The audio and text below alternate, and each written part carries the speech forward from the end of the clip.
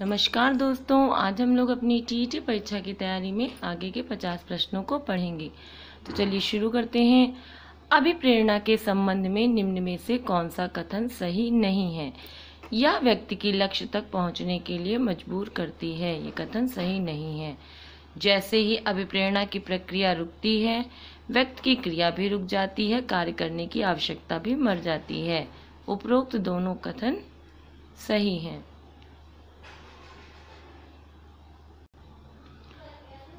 कक्षा में छात्रों को अभिप्रेरित किया जा सकता है, उनमें प्रतियोगी भावना विकसित करके।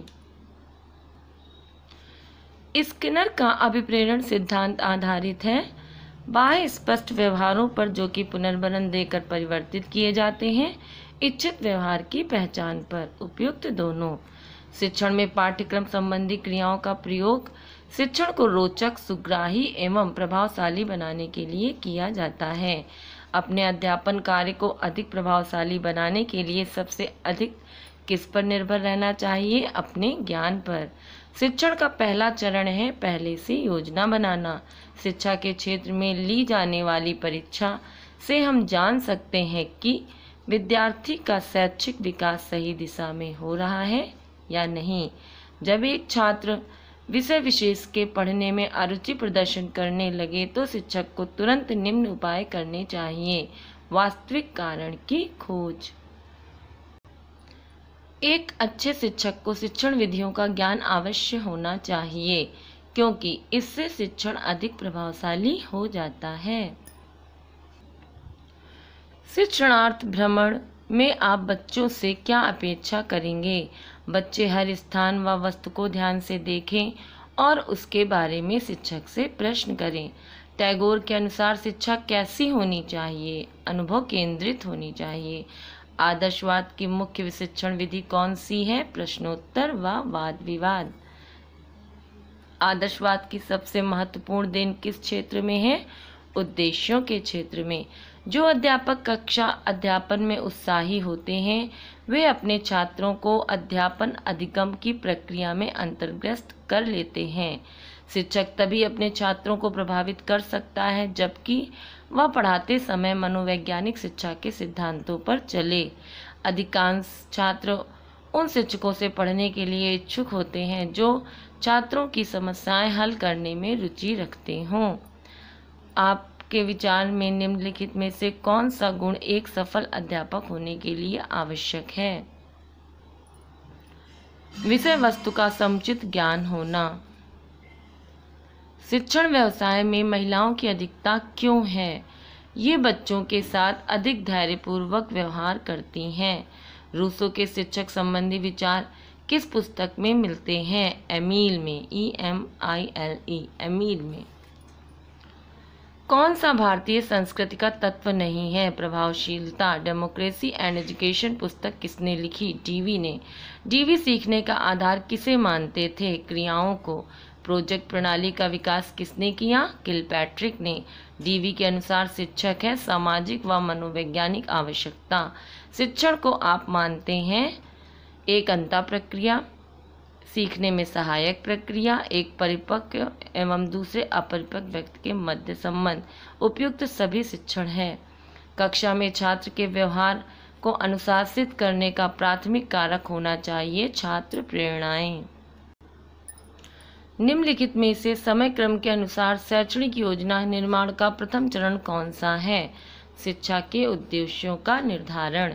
कक्षा में स्वस्थ अनुशासन के निर्माण के लिए निम्नलिखित पर जोर देना चाहिए। छात्रों की उन आवश्यकताओं की पूर्ति करना जिनके फलस्वरूप दुर्व्यवहार की उत्पत्ति होती है। कक्षा नियंत्रण की सर्वोत्तम विधि है प्रजातांत्रिक उपागम। यदि सभी छात्र आपके प्रश्न का सही उत्तर नहीं देते तो आप क्या करेंगे? प्रश्न बार बार दोहराएंगे। शिक्षण अधिगम के मध्य संबंध है उपयुक्त सभी।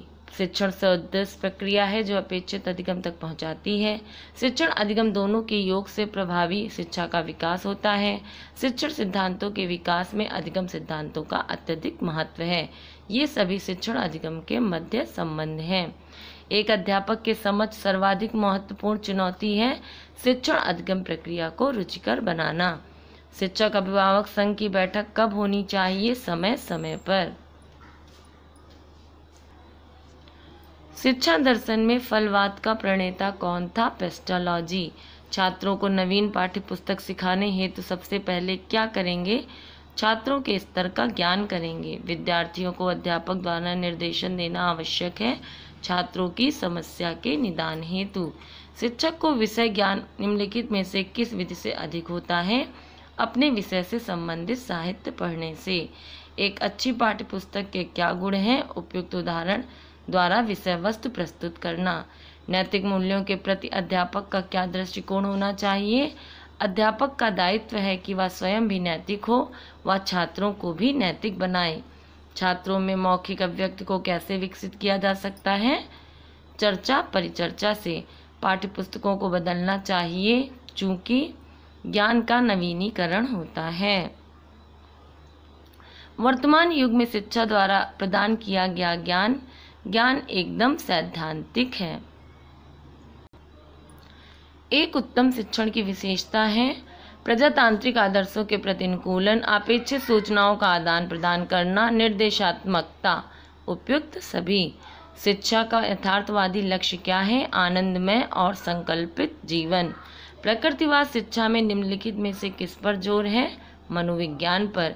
एक शिक्षक जो अपनी कक्षा में उत्तम वातावरण तैयार करना चाहता है उसे निम्नलिखित कार्य करना चाहिए। उसे छात्रों को चुनौतीपूर्ण नवीन अनुभव प्रदान करने चाहिए। यदि कोई बालक एक ही कक्षा में कई वर्ष तक असफल हो जाता है तो उसकी असफलता का सर्वाधिक महत्वपूर्ण कारण क्या हो सकता है? उसकी अध्ययन में अरुचि तथा पाठ्य विषय एवं बालक के मानसिक स्तर में पर्याप्त अंतर। कक्षा में शिक्षक का महत्वपूर्ण उत्तरदायित्व है विषय वस्तु के ज्ञान को संप्रेषित करना। यदि शिक्षक कक्षा में शिक्षण के समय कोई गंभीर त्रुटि कर जाता है तो उसे निम्नलिखित कार्य करना चाहिए। वह अपनी त्रुटि को तुरंत स्वीकार कर ले। तो दोस्तों यहाँ पर हमारे 50 प्रश्न पूरे होते हैं।